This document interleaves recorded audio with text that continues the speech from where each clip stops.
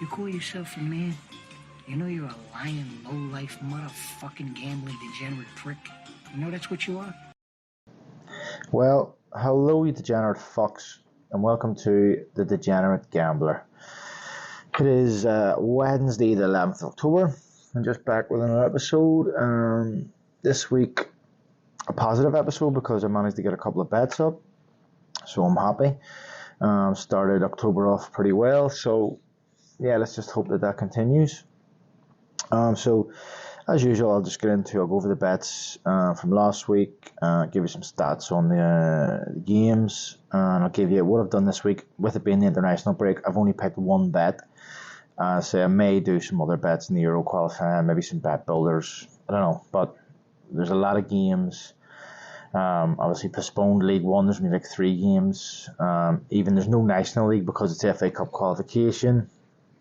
And when you look through the FA Cup qualification, there's a lot of games that aren't worth betting on because of teams playing teams from leagues below and stuff. So I've just picked the one bet. It's a bit of a mismatch. I think I have 4 teams to win and 1 both to score, but I'll get to that anyway. So let's start with the positive news. So the main bet was a winner. So if you were on it, happy days. It's good to, get that first main bet of the season. If you remember the other week I talked about it, that I made the mistake. I picked Leicester for Saturday, I thought I did, but I actually picked them on Wednesday night. So I had basically 2 main bets running. One with the 4 selections for Saturday with Leicester already up, and then the other one with 5 selections, including Leicester against Stoke on Saturday. So I'll run through it quickly. So I had Fulham, I had Leicester, Portsmouth, Peterborough and Stockport. So both bets were paying about 115 each, I think. And as I say, they had one that was Leicester was already up, so I only had Fulham, Portsmouth, Peterborough, Stockport. And at one point I was just waiting on Stockport to score.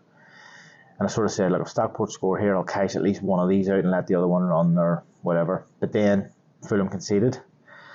So that was like, right, I'm chasing it here. So when Fulham scored, I think Stockport scored and then Fulham scored to go 2-1 up. I just I don't want to say I panicked, but I just thought, you know what, both of these are offering 80 odd quid cash. Just take it. 166, I think it was altogether, maybe 167 is a good win. It's more than any of the 2 bets were paying individually. I could have cashed one and let the other run and whatever, but you know what, I just thought, just give me the 2 of them. It's a good win. It puts me in a plus. So I did take it. Now, unfortunately, the bets did, it's not unfortunately, but the bets still went on to win. So I left maybe 60 quid on the table, and the bookie got off me. But I'm not going to worry too much about that. If it had just been the one bet, I probably would have let it run. But winning 160 is, it's a good fucking win, and I'm happy to take that. So, as I say, one paid I think 85, one was 81 plus some change. I haven't wrote that exactly down, but listen, I'm happy. The overs actually went okay. Coventry and Norwich won each. Plymouth Swansea was up. Stevenage was only 1-0. There's a red card in that game, in fact 2 red cards. Hartlepool Eastleigh was up, and then Avery, whatever, I don't know, but it was 3-1, so that was up. So it was basically, a 1 each game and a 1-0 game, so there wasn't much of a sweat with it, but, it was decent.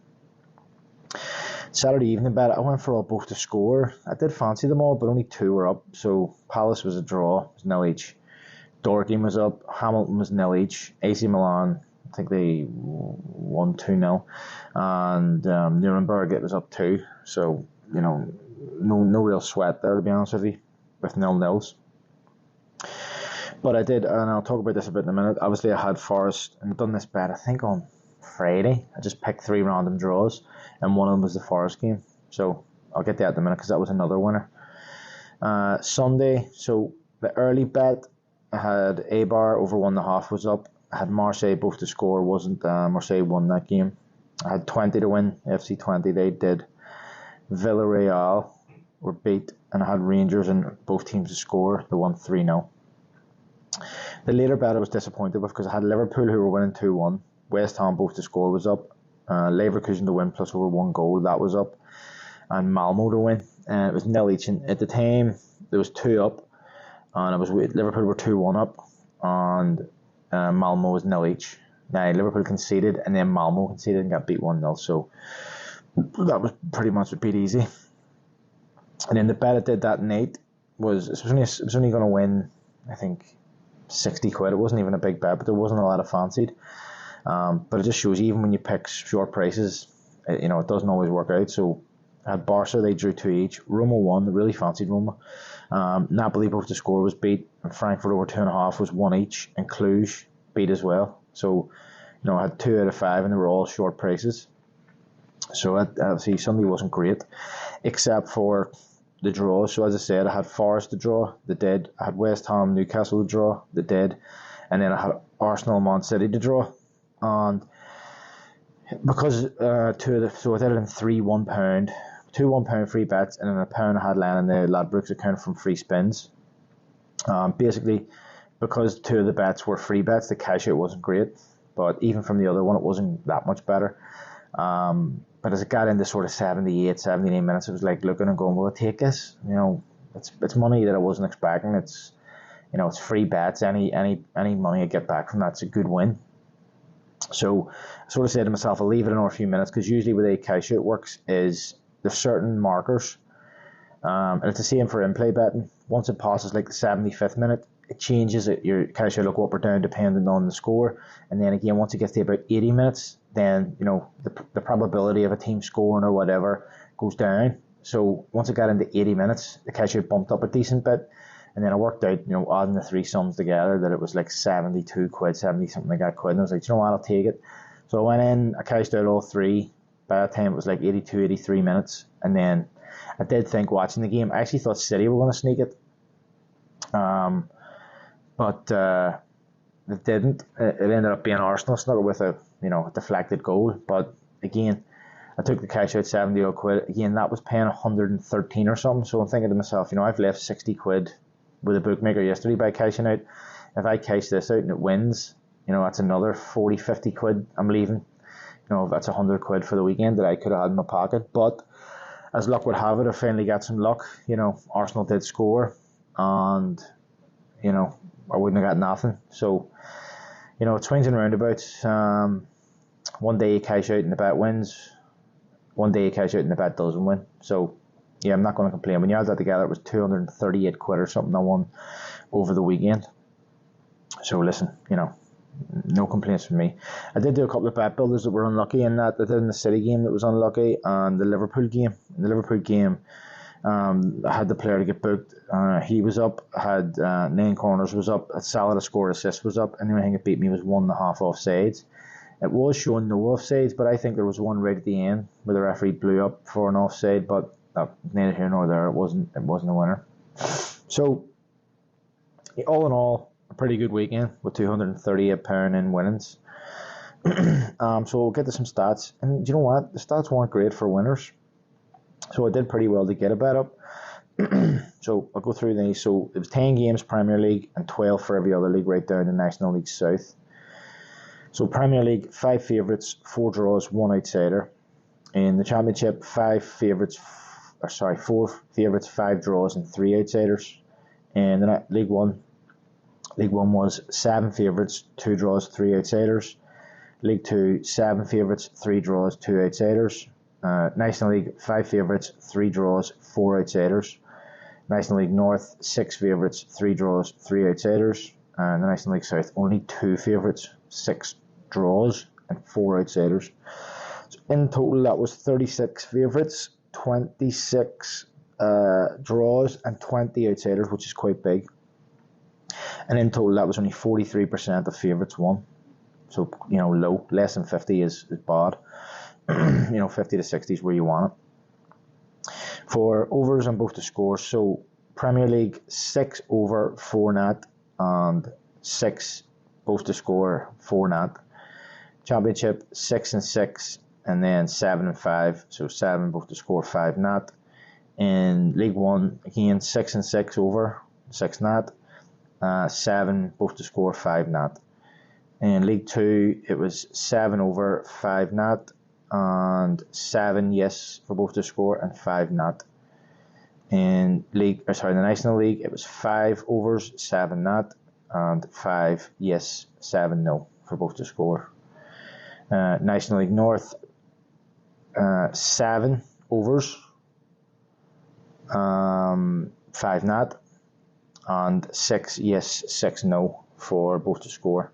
And then the National League South was massive. It was 9 overs, which is mad. There was only 2 draws, but 9 games were over, 3 games weren't, and 9 games were both to score, and 3 games weren't. So in total, that was 46 over, 36 not. It's 56%, and 47 yes, 35 no for both to score, and that's 57%.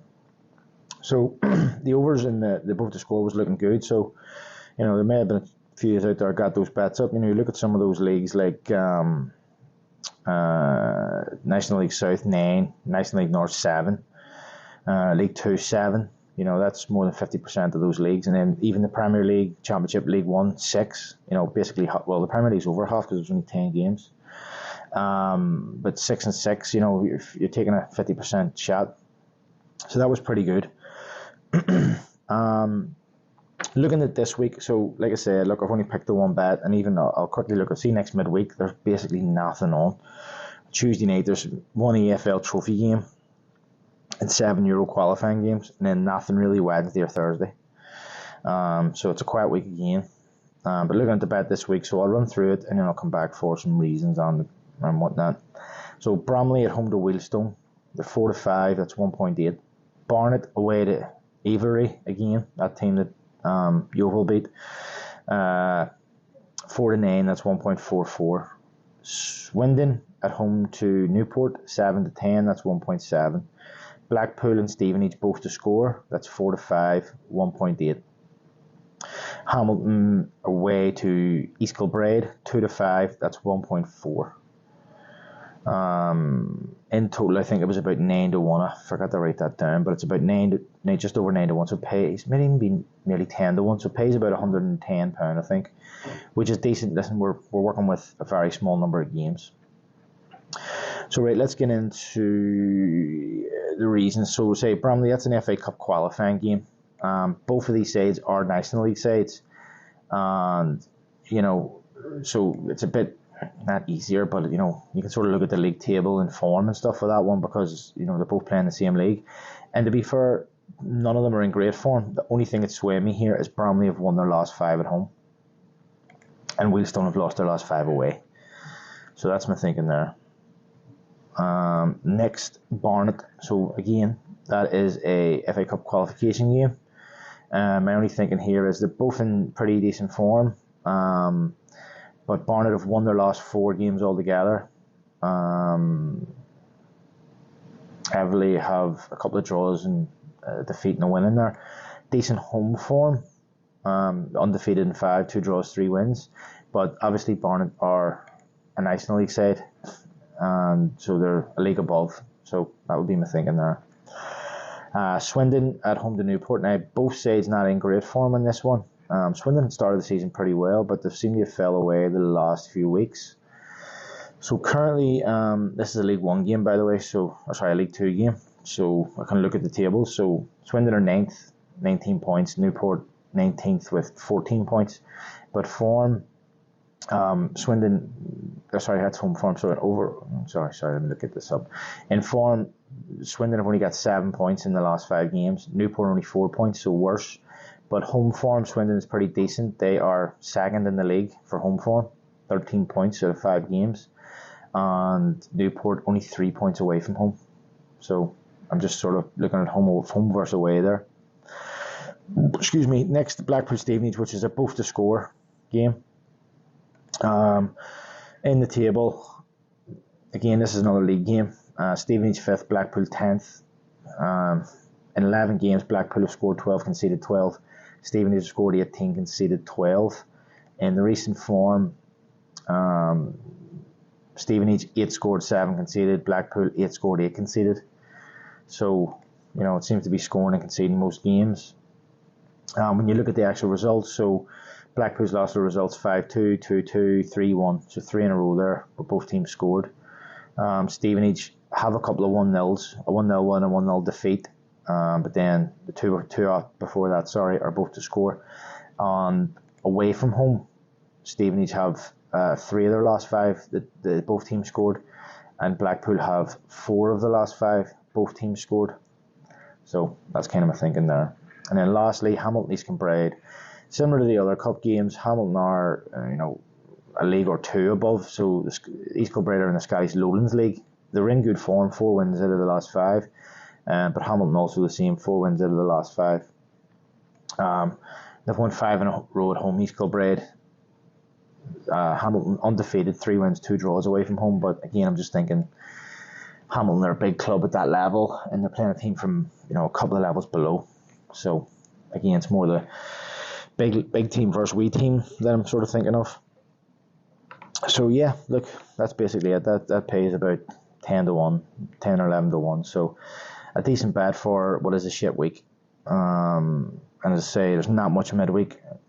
So what can you do? Hopefully, I think this is the last international break before Christmas. Better be, because that's 2 already in a month. So yeah, and I was starting to hit a bit of form. So hopefully I can get something this weekend and continue that. As I said, I might do some bet builders on whatever TV games are on, Euro TV games. And I'll maybe do a bet on the Euro games, just a multiplier or whatever. But they're very hard to bet in, because you have teams at 1-7, 1-8, 1 to it's not great football to bet in, international football, unless you're at a World Cup or Euros or whatever. And I suppose this is what we all have to put up with. In order to get the World Cups and stuff, you need to have the qualification. So yeah, look, that's basically it. And maybe I could look at some of the Euro fixtures for the weekend. If you bear with me a second, I will pull these up. What the right, let's see here. Saturday. Let's see. Yeah, let's look and see if there's any games that are worth even a bet builder on, or what will be on TV. Let's see who the home nations play. Let's see. Right, there's a lot of international friendlies. Where the fuck's the Euro games?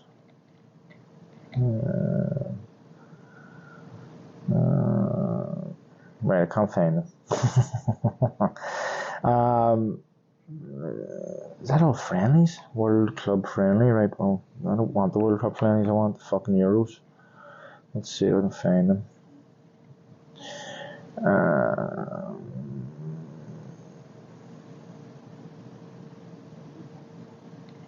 I can't find them here. Obviously there's games on, but I'm not able to pull them out. Should have had that ready beforehand. But look, I'm sure some of the home nations will be playing. So I will say probably do Saturday, Sunday, some bet builders in whatever games are on TV. But anyway, look, instead of me boring you here, that's basically it for this week. So it just leaves me to say, on a happy note for the last couple of weeks, two weeks in a row I've got a bet up. But just leaves me to say, if you are doing a bet, good luck and happy punting. Here, get the fuck out of here. Yeah, thanks. Let me find out you fucked up. I'll leave you wherever I find you.